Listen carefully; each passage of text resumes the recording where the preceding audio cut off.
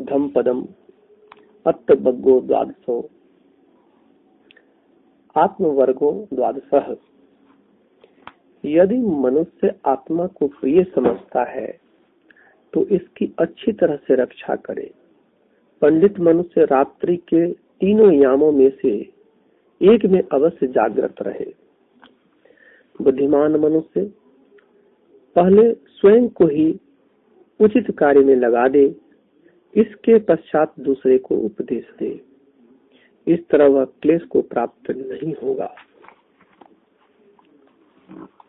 यदि मनुष्य अपने स्वयं को वैसा बना ले जैसा कि दूसरे को उपदेश देता है तो स्वयं जितेंद्रिय बना हुआ वह दूसरे का दमन करे, क्योंकि वास्तव में स्वयं का दमन करना ही कठिन है। आप ही अपना स्वामी है, दूसरा कोई स्वामी हो सकता है ऐसा नहीं है। अपने स्वयं को भली प्रकार से दमन कर लेने पर मनुष्य दुर्लभ स्वामी को प्राप्त कर लेता है। अपने स्वयं से किया गया, अपने स्वयं से उत्पन्न हुआ, अपने स्वयं से पोषित किया गया पाप दुर्बुद्धि मनुष्य को उसी प्रकार मथित करता है जिस प्रकार पत्थर से ही उत्पन्न वज्र पत्थर की मणि को काट देता है।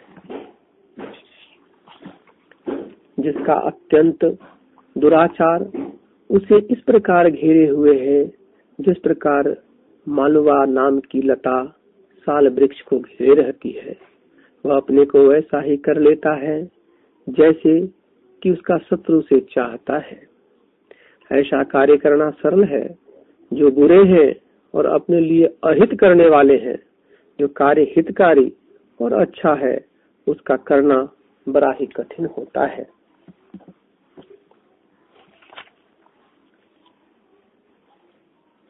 जो दुर्बुद्धि मनुष्य पापमयी दृष्टि का आश्रय लेकर धर्मनिष्ठ और आर्य पुरुष अरहतों के शासन की निंदा करता है, वह बांस के फलों के समान अपनी हत्या के लिए प्रफुल्लित होता है। मनुष्य अपने स्वयं से किए गए पाप से अपने को मलिन करता है, अपने स्वयं से न किए गए पाप से स्वयं को शुद्ध कर रहता है। और शुद्धि और अशुद्धि प्रत्येक मनुष्य पर स्वयं निर्भर है।